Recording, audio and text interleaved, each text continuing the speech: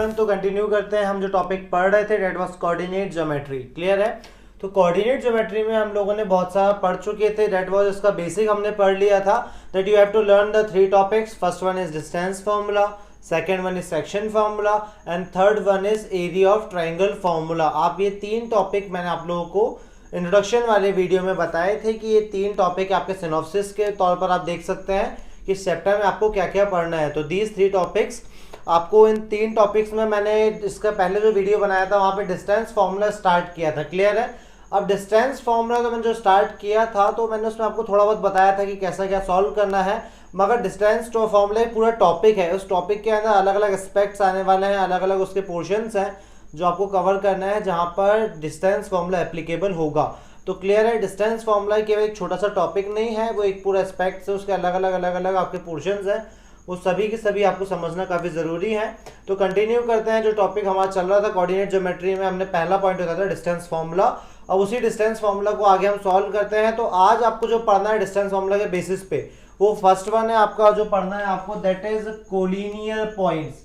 ठीक है ना, कोलिनियर पॉइंट्स पढ़ना है। सेकेंडली आपको उसके बाद पढ़ना है कोलिनियर को, आप सिंगल डबल एल लगा दिया है मैंने, आप यहाँ पे उसको सिंगल एल भी लिख सकते हैं, कोलिनियर पॉइंट्स। ठीक है, तो कोलिनियर पॉइंट आपको पढ़ने हैं। सेकेंडली आपको जो पढ़ना है कोलिनियर पॉइंट्स के बाद शायद आपका एक जो टॉपिक था, मैं 2 मिनट देख के बता देता हूँ आपको। पहला टॉपिक तो कोलिनियर पॉइंट्स है, सेकेंड पॉइंट्स ऑफ ट्राइंगल है ना, पॉइंट्स ऑफ ट्राइंगल आपको एक ये टॉपिक भी पढ़ना है। ये 2 टॉपिक्स इस मेन है आज की वीडियो में जो मैं आपको पढ़ाऊंगा।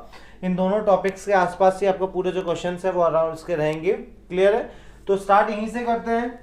आपका जो पहला टॉपिक रहेगा कोलिनियरिटी। अब कोलिनियरिटी होती क्या है, देखिए आप सभी को मतलब मालूम है कोलिनियर, कोलिनियर का मतलब चीज समझ में आ रहा है, लीनियर मतलब एक ही लाइन में। ठीक है, कोलिनियर मतलब ऐसे पॉइंट जो सिंगल लाइन में है उसे क्या कहा जाता है, कोलिनियर। जैसे मैं पॉइंट बात कर रहा हूँ, ये पॉइंट है ए, ये पॉइंट है बी और ये पॉइंट है सी।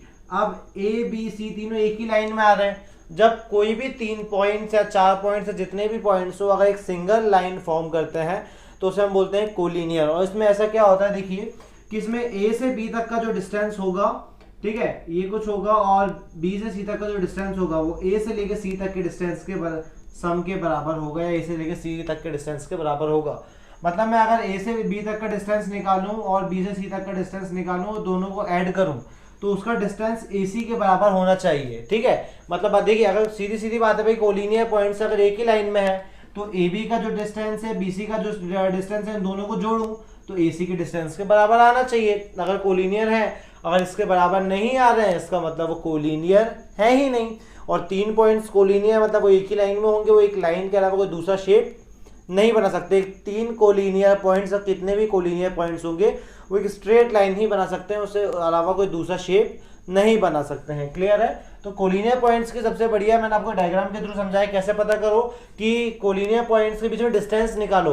आप 2-2 का ग्रुप बना लो और उनके बीच में पॉइंट्स का डिस्टेंस निकालो, और एक तीसरा उन दोनों मेन पॉइंट्स का डिस्टेंस निकालो। अगर 2 का डिस्टेंस का प्लस करने के बराबर तीसरे के इसके आ जाए इक्वल टू में, ठीक है, तो वो क्या हो जाएगा, कोलिनियर। नहीं आए तो नहीं होगा। इसको बहुत अच्छे से हम समझेंगे एग्जाम्पल के थ्रू।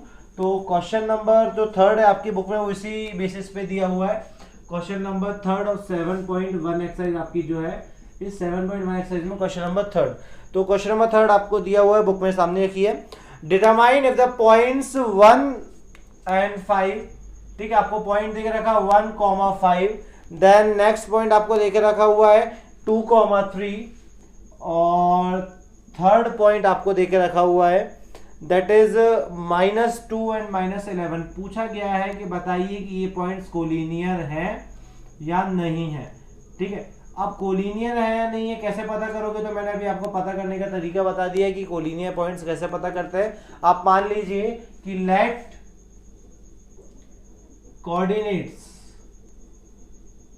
कोऑर्डिनेट्स ऑफ, या कोऑर्डिनेट्स, ये आपको जो दिया है बी ए, ये जो कोऑर्डिनेट्स हमने इसको क्या मान लिया, ए। ये वाले जो आपके कोऑर्डिनेट्स है बी, और ये वाले कोऑर्डिनेट्स जो आपके हैं बी सी, हम इनको ए बी और सी मान लिया। अब देखिए अब ये कोलिनियर है या नहीं कैसे पता चलेगा भाई, ए बी और सी कोलिनियर है या नहीं। तो ए से लेके बी तक का डिस्टेंस जो होगा और बी से लेके सी तक का डिस्टेंस जो होगा, ठीक है, इन दोनों को सम करने के बाद अगर ए से लेके सी तक का डिस्टेंस आ गया तो ये कोलिनियर है, और नहीं आया तो नहीं है। भाई ए से लेके बी तक का डिस्टेंस, फिर बी से लेके सी तक का डिस्टेंस, और दोनों को जोड़ दो तो ए सी के बराबर आना चाहिए। तो चलिए हम निकालते हैं। तो डिस्टेंस सबसे पहले किसका निकालें, ए से लेके बी तक का। तो distance between points A and B, तो ए और बी का डिस्टेंस आपका क्या लाएगा, ए बी। और इसका डिस्टेंस आप सभी को मैंने फॉर्मूला ऑलरेडी बता चुका हूं कि जो पीछे वाला जो कोऑर्डिनेट दिया हुआ है, जो पीछे जो नंबर दिया हुआ है ना, उसके कोऑर्डिनेट को हम आगे रखते हैं। फॉर्मूला मैंने इसके प्रीवियस वीडियो में समझाया था, अगर वो नहीं देखा हो तो पहले उसको देख लीजिएगा। तो बी के कोऑर्डिनेट, बी का एक्स कोऑर्डिनेट क्या है भाई, बी का एक्स कोऑर्डिनेट है 3, सॉरी 3 नहीं 2। बी का एक्स कोऑर्डिनेट क्या है आपका 2, माइनस ए का एक्स कोऑर्डिनेट है 1, तो आपको ये मालूम है x2 माइनस x1 का स्क्वायर, प्लस बी का y कोऑर्डिनेट है आपका 3 और ए का y कोऑर्डिनेट है 5, तो इसका हो जाएगा होल स्क्वायर। तो यहां से आपका A B is equals to क्या आ जाएगा, अंडर रूट 2 माइनस 1 का स्क्वायर मतलब 1 का स्क्वायर, और 3 माइनस 2 मतलब माइनस 3 माइनस 5 तो माइनस 2 का स्क्वायर बचेगा यहाँ पे। और ए बी की वैल्यू आपकी यहाँ से निकल के आएगी अंडर रूट, ये हो जाएगा 1 का स्क्वायर 1, 2 का स्क्वायर 4, और ए बी की वैल्यू आपके पास आ गई √5। ठीक है, ये तो आपका डिस्टेंस निकल गया ए बी का। और अब अगला डिस्टेंस निकालो बी सी का। तो आपका अगला जो डिस्टेंस होगा बी सी का क्या होगा कि डिस्टेंस है ना, distance between points B and C. अब बी से सी तक का डिस्टेंस निकालिए, तो मतलब बी सी। अब बी सी की वैल्यू बहुत सिंपल है, जो पीछे रहता है उसकी वैल्यू आगे निकालो। तो सी, भाई सी पीछे लिखा हुआ है तो उसके कोऑर्डिनेट आगे रखो। सी का एक्स कोऑर्डिनेट है -2, फिर बीच में फॉर्मूले का माइनस। बी का एक्स कोऑर्डिनेट है आपका +2, मतलब फॉर्मूले का तो पीछे माइनस आना ही आना है, प्लस x2 माइनस x1 का square plus y2 minus y1। y2 की वैल्यू है -11, तो यहाँ पे ब्रैकेट आपका आएगा ब्रैकेट -11 माइनस बी का स्क्वायर। तो अब देखिए बी का y कोऑर्डिनेट है आपका 3, तो -3 का होल स्क्वायर। चलिए ब्रैकेट ओपन करते हैं, तो B C is equals to क्या आएगा आपका यहाँ पे -2 माइनस के 4 का स्क्वायर, प्लस ये आपका माइनस माइनस क्या हो जाएगा -11 -3 का स्क्वायर, और बी सी स्क्वायर की वैल्यू क्या जाएगी -4 का स्क्वायर, और माइनस माइनस प्लस हो जाएगा -14 का स्क्वायर। ठीक है, तो अब आगे इसको सॉल्व करते हैं। तो बी सी की जो आपकी वैल्यू आने वाली है, दैट इज बी सी की जो वैल्यू आएगी आपकी 4 का स्क्वायर हो जाएगा 16, और 14 का स्क्वायर होता है 196। 14 का जो स्क्वायर होता है 196। इसको आप जब सॉल्व करेंगे तो इसको प्लस करने पे आपका आएगा ये जाएगा 2 और 212 आपका इसका आ जाएगा, और 212 को फैक्टराइज करिए। तो चलिए हम 12 को फैक्टराइजेशन कर देते हैं, क्योंकि रूट के बाहर कुछ तो निकलेगा। तो मैंने अगर मान लीजिए 2 से फैक्टराइज किया तो इसका क्या आंसर बचेगा, तो इसका बचेगा 106। फिर 106 को हमने अगेन 2 से किया तो 53। इस तरीके से आपका कुछ ये बचने वाला है। क्लियर है, हमने यहाँ तक इसको सॉल्व कर चुके हैं जो हमारे पास बुक है। ठीक है, तो अब यहाँ तक आपको क्लियर होगा। अब देखिए यहाँ पे आपका 2 का एक पेयर बन चुका है, तो 2 बाहर निकल गया, बचा क्या √53। तो आपका BC का जो सम है वो क्या आ गया, √53 आ चुका है। ठीक है, 2√53। अब आप निकाल लें distance between point A and C, है ना, distance between points A and C। अब A और C के बीच का आपको पॉइंट डिस्टेंस निकालना है। क्यों, आपने A से B निकाल लिया, B से C निकाल लिया, अब सीधे A से लेके C तक का डिस्टेंस निकाल के देखो। अगर इन दोनों के डिस्टेंस का सम AC के बराबर है तो पॉइंट्स कोलिनियर है, नहीं तो नहीं है।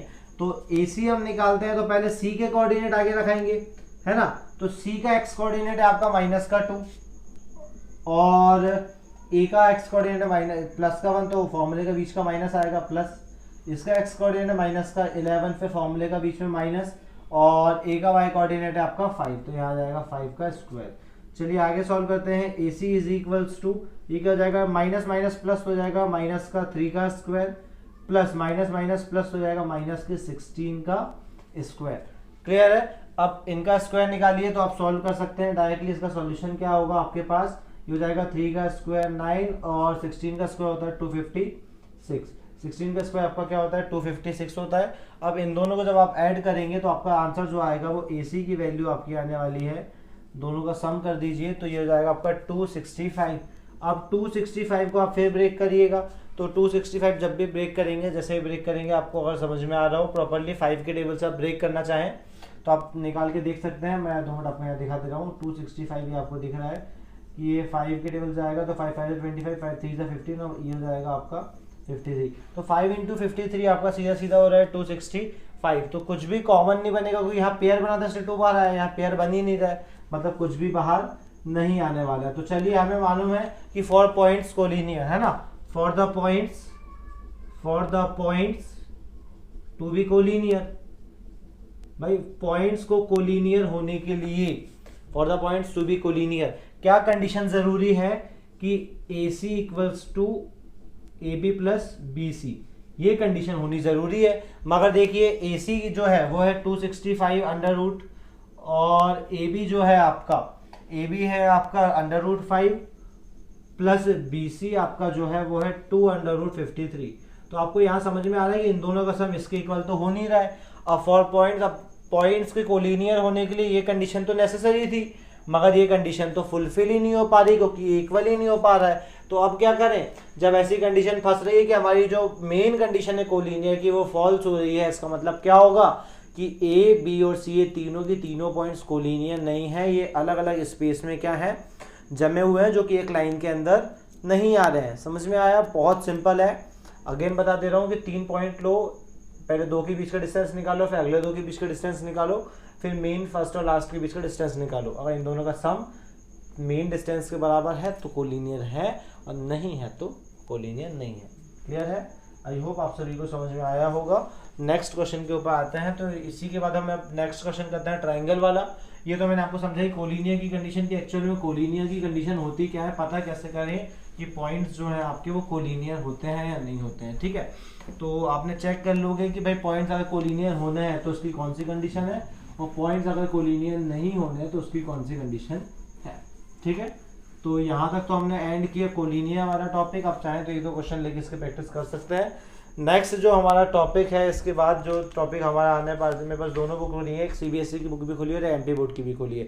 तो मैं दोनों के टॉपिक को क्या कर रहा हूँ, मैच कर रहा हूँ और मैच करके पढ़ा रहा हूँ दोनों को। ठीक है, तो चलिए हम नेक्स्ट टॉपिक उठाते हैं। जो नेक्स्ट टॉपिक है हमारा, वो नेक्स्ट टॉपिक क्या है, इसके बाद की जो पॉइंट्स है वो ट्राइंगल के हैं या नहीं है। तो देखिए कोई भी अगर 3 पॉइंट्स दिए हुए हैं तो पता कैसे करें कि वो ट्राइंगल के पॉइंट्स हैं। ठीक है, तो सबसे बढ़िया तरीका होता है कि भाई अगर कोई जो पॉइंट्स हैं वो ट्राइंगल के हैं या नहीं, उसकी कंडीशन ये होती है कि अगर ट्राइंगल के आपके पास 3 साइड है, भाई ये ट्राइंगल है A, B और C, ठीक है ना। अब ये पॉइंट में नाम मार दे रहा हूँ A, B और C। तो ट्राइंगल होने की एक मेन कंडीशन केवल यही है कि ट्राइंगल की आप तीनों साइड निकालें, AB निकालें, BC निकालें और CA निकालें। ठीक है, और तीनों साइड निकालने के बाद अगर 2 साइड का सम तीसरी साइड से क्या हो, बड़ा हो। ठीक है, 2 साइड का सम तीसरी साइड से बड़ा हो, मतलब दो आप साइड्स लोगे, उन दोनों को ऐड करोगे तो उसका सम जो है वो तीसरी साइड से छोटा नहीं होना चाहिए, तीसरी के बराबर नहीं होना चाहिए, तीसरी से बड़ा होना चाहिए। ठीक है, 3 साइड्स हैं, 3 में से कोई सबसे बड़ी वाली साइड को हटाओ, बची हुई 2 साइड को जोड़ो, उन दोनों का सम अगर तीसरी साइड से बड़ा आ रहा है तो ट्राइंगल बनेगा, अगर उनका सम तीसरी साइड के इक्वल या छोटा आ रहा है तो ट्राइंगल नहीं बनेगा। क्वेश्चन के थ्रू हम समझते हैं। क्वेश्चन नंबर 4 आपको देके रखा हुआ है, बहुत सिंपल क्वेश्चन है। क्वेश्चन नंबर 4 आपको देके रखा है कि 3 पॉइंट दिए हुए हैं भाई। हम मान लेते, पहले पॉइंट दिया आपका 5 और -2 दिया हुआ है पहला पॉइंट। दूसरा पॉइंट आपको देके रखा हुआ है 6 और 4 देके रखा हुआ है, और तीसरा पॉइंट आपको देके रखा हुआ है 7 और -2। और ये पूछा गया है कि भाई बताइए कि ये आइसोसेलेस ट्राइंगल बना रही है। मतलब क्वेश्चन में इतना बोल दिया है कि यार ये ट्राइंगल है मगर ये आइसोसेलेस ट्राइंगल बना रहे हैं या नहीं बना रहे हैं, ये पता करके बताओ। इतना बोला गया कि check whether these points are the vertices of isosceles triangle. मतलब क्वेश्चन में इतना बोलने का तरीका उनका फिक्स है कि ये तो भाई ट्राइंगल है, मगर आपको ये बताना है कि आइसोसेलेस ट्राइंगल बन रहे हैं नहीं बन रहे हैं। तो आपको मालूम है, you all know that there are 3 types of triangle. First one is the scalene triangle. Scalene triangle means the triangle which have all the sides are equal, therefore it is known as scalene triangle। मतलब जिसकी तीनों side बराबर हो वो scalene triangle होगा। Secondly, the triangle which have 2 sides equal, that is isosceles triangle। मतलब ऐसा triangle जिसकी 2 साइड इक्वल हो वो isosceles triangle होगा। And third one, the triangle having all the sides are equal, ऐसा ट्राइंगल जिसकी सारी की सारी साइड्स क्या हो, इक्वल हो, वो कहलाएगा आपका इक्विलेटरल ट्राइंगल। क्लियर है। तो 3 ट्रायंगल के टाइप होते हैं, आपकी बात हो रही है आइसोसेलेस ट्रायंगल की, तो आप तुरंत पता करके बताइए कि आइसोसेलेस ट्रायंगल है या नहीं। कैसे बताओगे कि जिसके 2 साइड इक्वल है तो आइसोसेलेस ट्रायंगल होगा। अब मान लेते हैं कि लेट पॉइंट्स, भाई ये वाले जो ये है, लेट ये पॉइंट बी ए, ये जो पॉइंट्स हैं बी बी, और ये वाले जो पॉइंट्स हैं बी सी, हमने इनको ए बी सी पॉइंट नाम दे दिया, ठीक है। अब इसको हम अरेंज करते हैं, तो हमने अरेंज किया भाई इस तरीके से ए बी और सी। तो कोई भी 2 साइड इक्वल निकाल के बतानी है, तो एक बार ए बी निकाल लो, बी सी निकाल लो, सी ए निकाल लो। अगर कोई 2 पॉइंट्स बराबर है तो क्या हो जाएगा, इक्वल हो जाएगा। सबसे पहले हम ए बी निकालते हैं, तो चलिए ए बी का जो सोल्यूशन है वो क्या आएगा, ए बी का बी के कोऑर्डिनेट से ए के कोऑर्डिनेट माइनस करो, बी के कोऑर्डिनेट x2 6, x1 हो गया 5 का होल स्क्वायर माइनस इसकी वैल्यू है 4। देन फॉर्मूला, फॉर्मूले के बीच में माइनस आता है, देन अगली वैल्यू माइनस का 2 का स्क्वायर, ठीक है। तो अब इसको हम सॉल्व करते हैं, A B is equals to under root, ये हो जाएगा 6 माइनस 1 मतलब 1 का स्क्वायर, प्लस ये हो जाएगा 4 माइनस माइनस प्लस का 2 आपका ब्रैकेट ओपन स्क्वायर हो जाएगा, और ए बी की वैल्यू आपकी जो आ जाएगी वो क्या हो जाएगी 1 का स्क्वायर 1, और ये जाएगा 6 का स्क्वायर, और ए बी की जो वैल्यू हो जाएगी वो आपकी क्या आएगी 1 plus 36, that is A B is equals to 30 under root 37 units, ये ए बी की वैल्यू आ गई। अब इसका यूनिट मैंने लगा दी है जो भी होगी। अब बी सी की वैल्यू निकालने इसी तरीके, मतलब सी में से ए के कोऑर्डिनेट माइनस करें, भाई सी के कोऑर्डिनेट है 7 माइनस 6, डिस्टेंस फॉर्मूला आपको मैंने बता चुका हूँ प्रीवियस वाली वीडियो में, जाके वो चेक कर सकते हैं।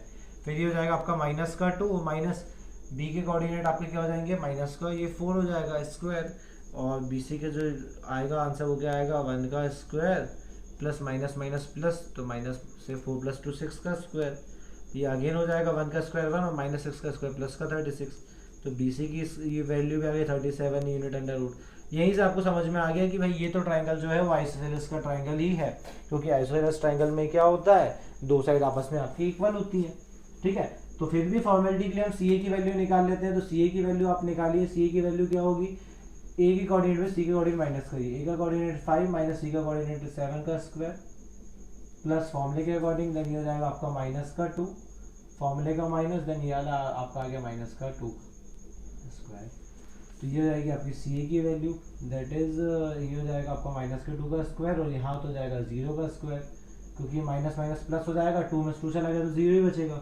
तो यहाँ आपका बच रहा है 2 का स्क्वायर 4, और ये आंसर आ गया आपका 2। तो आप सभी को मालूम है कि फॉर आइसोसेलेस ट्रायंगल या condition for isosceles triangle, isosceles triangle की क्या कंडीशन होती है कि 2 साइड इक्वल हो। तो आपका देखो दिख रहा है आपको, सीधी सीधी बात है कि 2 साइड इक्वल हो, 3 साइड अनइक्वल हो। तो ए बी है √37 है ना, और बी सी भी आपकी √37 है, तो आपको यहाँ दिख रहा है सीधे सीधे A B is equals to B C, therefore triangle A B C is an, therefore triangle A B C is an isosceles triangle. भी आपको 3 साइड से मतलब ही नहीं है, उसकी मेन कंडीशन क्या है कि कोई 2 साइड इक्वल होनी चाहिए, तो आपको सीधे ये दिख गया कि आपने ट्राइंगल फॉर्म किया, उसकी 2 साइड आपकी इक्वल आ गई, तो ऐसे ट्राइंगल हो गया। उसने यहाँ पे ये बोला ही नहीं था कि आपसे आप ट्राइंगल चेक करो, अगर ट्राइंगल चेक करने बोलता तो भी बहुत सिंपल था कि आप क्या करते, कोई भी 2 साइड को प्लस करते और 3 साइड से अगर बड़ी आती तो सीधी सीधी बात थी कि वो क्या हो जाता आइसोसेलेस ट्राइंगल, मतलब वो नॉर्मल ट्राइंगल हो जाता है। यहाँ पे आपको ऐसे समझ में आता है, देखिए एक साइड है आपकी 2 और दूसरी साइड है आपकी √37, ठीक है। तो कोई भी 2 साइड को ले लीजिए जिनका सम तीसरे साइड से आपका बड़ा आना चाहिए, तो सबसे बड़ी साइड ये 2 साइड तो इक्वल है, तो और ये वाली साइड तो डेफिनेटली √4 तो छोटा ही होगा, √37 बड़ा होगा, ठीक है। तो आप इसको अलग रखो, एक साइड को अलग रखो, बाकी 2 साइड को जोड़ो, तो ये हो जाएगा 4 और इसका आंसर आएगा 6 पॉइंट समथिंग आएगा। तो इसका आंसर 6 पॉइंट कुछ आ गया और इसका आंसर 2 + 6 पॉइंट कुछ मतलब 8 पॉइंट कुछ आ गया। तो 2 साइड का सम तीसरे साइड से क्या है बड़ा है ना, इक्वल या छोटा नहीं होना चाहिए, बड़ा होना चाहिए, तो ट्राइंगल बनेगा। आई होप समझ में आया होगा। फिलहाल बात आपको बोली ही था कि आइसोसेलेस ट्राइंगल पता करना है, ट्राइंगल तो है ही वो, ठीक है, समझ में आया। चलिए एक क्वेश्चन और लेते हैं, तो डिस्टेंस फॉर्मूला आपको ज़्यादा बेटरली क्लियर हो जाएगा। एक क्वेश्चन और, तो हमारा क्वेश्चन नंबर 5 ही ले लेते हैं हम, ज़्यादा बेटर रहेगा इसके बाद वाला क्वेश्चन, है ना। तो क्वेश्चन नंबर 5 से और क्लियर हो जाएगा। भाई क्वेश्चन नंबर 5 में आपको क्या देके रखा हुआ है, that Champa in a classroom 4 friends are seated A, B, C and D। भाई 4 लोग हैं जो इस तरीके से बैठे गए हैं, डायग्राम आप अपनी बुक में शो कर देख लेंगे, या फिर मैं क्वेश्चन पढ़ते पढ़ते आपको डायग्राम यहाँ पे शो कर दूंगा, ठीक है। तो आपको डायग्राम दिखना चालू हो जाएगा, मैं क्वेश्चन पढ़ता हूँ, आपको डायग्राम दिखेगा यहाँ पे, ठीक है। In a classroom 4 friends are seated at the points A, B, C and D as shown in the figure 7.8। आपको फिगर 7.8 दिख रहा हुआ है सामने, ठीक है। अब देखिए आगे, चंपा एंड चमेली वॉक्स इनटू द क्लास। दो लड़कियां हैं, चंपा और चमेली क्लास के अंदर आती हैं। Don't you think ABCD is a square. भाई चंपा जो है वो चमेली से पूछती है, चंपा चमेली, आपको ऐसा नहीं लगता कि जो 4 पॉइंट्स बैठे हुए हैं A, B, C और D, इन चारों पॉइंट्स मिलके एक स्क्वायर बना रहे हैं। देखो आप सामने दिख रहा है, आपको यहाँ पे दिख रहा है ना, क्लियर सभी को यहाँ पे दिख रहा होगा क्वेश्चन। तो ये क्या है, चारों के चारों मिलके स्क्वायर बना रहे हैं। तो चमेली डिसएग्री कर देती, भाई नहीं ऐसा नहीं है, ये तो चारों स्क्वायर नहीं बना रहे हैं। तो चंपा ने बोलते चलो चेक कर लेते, डिस्टेंस फॉर्मूला हमको मालूम है, फटाफट चेक करो। तो उनको मालूम था कि डिस्टेंस फॉर्मूला से स्क्वायर कैसे पता करोगे, कि अगर चारों साइड्स इक्वल आ गई तो स्क्वायर है, और डायगोनल्स इक्वल आ गई तो स्क्वायर है। तो चलिए हम पॉइंट्स देखते हैं। तो भाई कोऑर्डिनेट, ये क्वेश्चन नंबर आपका जो है ये है क्वेश्चन नंबर 5th एक्सरसाइज 7.1 का। तो हमें मालूम है कि भाई जो कोऑर्डिनेट्स हैं, आप लोग कोऑर्डिनेट्स डायरेक्टली निकालना मालूम है आपको। कोऑर्डिनेट्स ऑफ A, इसी तरीके से coordinates of B, coordinates of C and coordinates of D आप निकाल लेंगे। कोऑर्डिनेट कहाँ से, बुक में से देखिए। तो A के जो कोऑर्डिनेट आपको दिख रहे हैं भाई, x एक्सिस आपको दिख रही है यहाँ पे नीचे 3 है, और जो y एक्सिस का पॉइंट है 4। तो A के कोऑर्डिनेट हो गए आपके 3,4। B के जो आपके कोऑर्डिनेट है वो हो जाएंगे 6,7।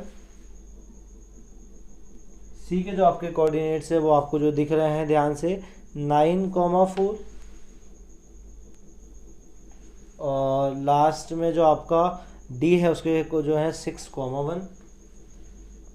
चलिए ये पॉइंट्स है। अब ये पॉइंट से आपसे पूछा जा रहा है कि बताओ भाई जो ये पॉइंट्स हैं ये स्क्वायर बना रहे हैं कि नहीं।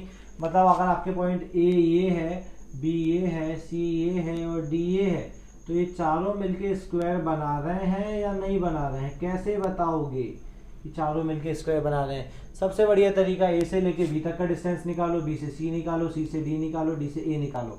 अगर ये चारों बराबर आ गए तो स्क्वायर नहीं है, क्यों, क्योंकि रोम्बस की भी चारों साइड इक्वल होती है, रोम्बस भी हो सकता है। स्क्वायर में एक चीज और होती है कि स्क्वायर के दो डायगोनल्स, मतलब पहले आप A B B C C D D A निकालो, अगर चारों साइड इक्वल आ गई तो हाँ आप मान सकते हो कि स्क्वायर हो सकता है। फिर दो डायगोनल्स निकाल दो AC और BD, अगर AC और BD भी इक्वल आ गए तो पक्का स्क्वायर है। तो चलिए निकालते हैं भाई, हम निकालते हैं AB। तो AB की वैल्यू मतलब B में से A के कोऑर्डिनेट माइनस करो, B का है आपका 6 - 3 का स्क्वायर और 7 - 4 का स्क्वायर। तो AB की वैल्यू क्या आ रही है आपकी, AB की वैल्यू आ रही है आपका यहाँ 3 का स्क्वायर और प्लस यहाँ भी 3 का स्क्वायर।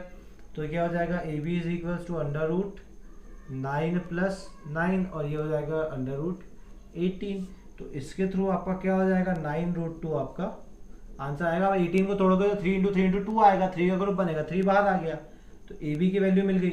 अब इसी तरीके से BC की वैल्यू निकाल लो, मतलब डिस्टेंस फॉर्मूला करने C में से A के कोऑर्डिनेट माइनस करो, 9 में से 6 माइनस करो का स्क्वायर, फिर 7 - 4 का स्क्वायर, 7 में से 4 माइनस किया आप, सॉरी 4 में से 7 है ना, क्योंकि C पीछे रखा तो पीछे वाले कोऑर्डिनेट आगे आएंगे। 4 में से आपका क्या आएगा 7। तो बात तो वही है, यानी होल स्क्वायर है तो माइनस अंदर कोई मतलब नहीं है। ये हो जाएगा 3 का स्क्वायर, यहाँ -3 का स्क्वायर। तो BC की वैल्यू क्या आ जाएगी आपके पास, 3 का स्क्वायर 9 - 3 का स्क्वायर भी 9 आएगा। तो इसका भी आपका आएगा BC की वैल्यू क्या आ जाएगी, BC की वैल्यू √18, या BC की वैल्यू यहाँ से आपके पास आ गई 9√2 आपका आएगा, या हाँ 3√2 आएगा, 9√2 नहीं आएगा आपका यहाँ पे, यहाँ भी आपका आएगा 3√2। मैंने आपको बताया था, फिर भी भूल गया लिखना कि 18 है तो 18 क्या लिखा आएगा आपका, 3 × 3 = 9 और 9 × 2 = 18 है ना। तो 3 × 3 × 2 तो एक 3 आपका बाहर निकल आएगा, ठीक है। तो ये आपका आ गया 3√2 यूनिट। अब इसी तरीके से आपने जिस तरीके से AB BC निकाला है, CD निकाल लीजिए। तो हम CD भी निकाल लेते हैं। तो CD का डिस्टेंस D में से C माइनस करिए तो D है आपका 6 - 9 का स्क्वायर + 1 - 4 का स्क्वायर। फॉर्मूला तो मालूम है ना, x2 - x1।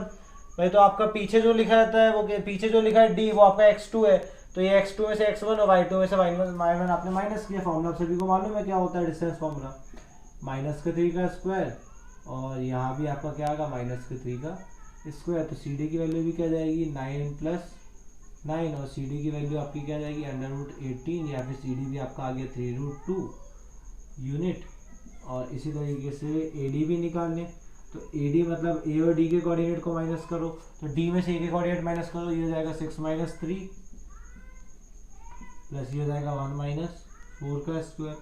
और ए डी की वैल्यू क्या आ जाएगी आपकी, अगेन दिया जाएगा 3 का स्क्वायर प्लस 3 का स्क्वायर।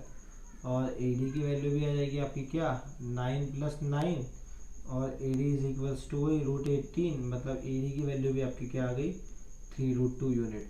चलिए आप यहाँ तक तो क्लियर हो गए भाई कि आपकी चारों साइड जो है वो इक्वल आ गई हैं कि ए बी भी 3√2, बी सी भी 3√2, सी डी भी 3√2, ए डी भी 3√2, चारों की चारों जो आपकी 3√2 हो चुकी हैं। क्लियर है। अब जब ये चारों 3√2 है तो चार साइड इक्वल हो गए तो स्क्वायर बन सकता है, मगर दोनों डायगोनल भी इक्वल है। अब ए सी की वैल्यू भी निकाल लीजिए, तो आपके पास अब ए सी की वैल्यू निकालना है और बी डी की वैल्यू निकालना। चलिए ए सी और बी डी की वैल्यू निकालते हैं हम। तो ए सी और बी डी की वैल्यू निकालना चालू करते हैं। तो मैं ए सी की वैल्यू निकालता हूँ। ए सी के लिए फॉर्मूला आपको सी में से ए के कोऑर्डिनेट माइनस करो, सी के कोऑर्डिनेट 9 - 3 का स्क्वायर प्लस 4 - 4 का स्क्वायर। ये आपका हो जाएगा 9 - 3 मतलब √6 का स्क्वायर, 4 - 4 तो आपका 0 हो गया। तो ए सी √6 का स्क्वायर, तो स्क्वायर से रूट कट गया, 6 आ गया इसका यूनिट 6 यूनिट। और इसी हिसाब से बी डी आप अगर निकालें तो बी डी की वैल्यू डी में से बी माइनस करें, डी आपका 6 - 6, 6 - 6 का स्क्वायर प्लस ये आपका 1 - 7 का स्क्वायर। तो बी डी का वैल्यू हो जाएगा 6 - 6 आपका हो गया 0 प्लस -6 का स्क्वायर। तो -6 को जब आप स्क्वायर करेंगे तो प्लस का रूट 36 आएगा और 36 क्या हो जाएगा आपका रूट के बाहर जाएगा। तो अब ध्यान से देखिए कि भाई फॉर आर ट्राइंगल ये है ना, for a square all sides are equal. भाई सारी साइड इक्वल होते तो आपने देखा कि A B B C D और डी ये सब की सब बराबर आ गई है, ए डी बराबर आ गई। इसके बाद बोथ डायगोनल्स आर इक्वल, दोनों की दोनों डायगोनल्स आपस में, ध्यान रखें कि जो डायगोनल्स हैं, ध्यान रखें कि डायगोनल साइड्स के बराबर नहीं होंगी, डायगोनल्स आपस में बराबर होंगी। तो देखो ए सी और बी डी दोनों, सॉरी 36 में 6 आएगा, 36 का स्क्वायर होता है। तो ए सी और बी डी भी क्या है, दोनों मतलब दोनों डायगोनल्स आपस में बराबर है, चारों साइड भी आपस में बराबर है। Therefore A B C D is a square. और जो चंपा बोल रही थी वो क्या था, सही था कि एबीसीडी क्या होगा, एक स्क्वायर होगा। आया समझ में, बहुत सिंपल क्वेश्चन था भाई। स्क्वायर की कंडीशन लगा दी, चारों साइड इक्वल आ गई, दोनों डायगोनल्स आपस में इक्वल आ गई, मतलब एबीसीडी क्या हो गया, स्क्वायर हो गया। समझ में आया। चलिए तो समझ में आ गया होगा तो आप पॉज करके नोट कर लीजिएगा। क्लियर है। और अगर वीडियो पसंद आए तो चैनल को subscribe plus very good plus video को लाइक भी करें, क्योंकि ये जो सीरीज़ है हमारी कंटिन्यू चलती ही रहेगी और आपको इसके आगे भी इसके वीडियोस मिलते रहेंगे। ये वीडियो पसंद आया तो थैंक यू।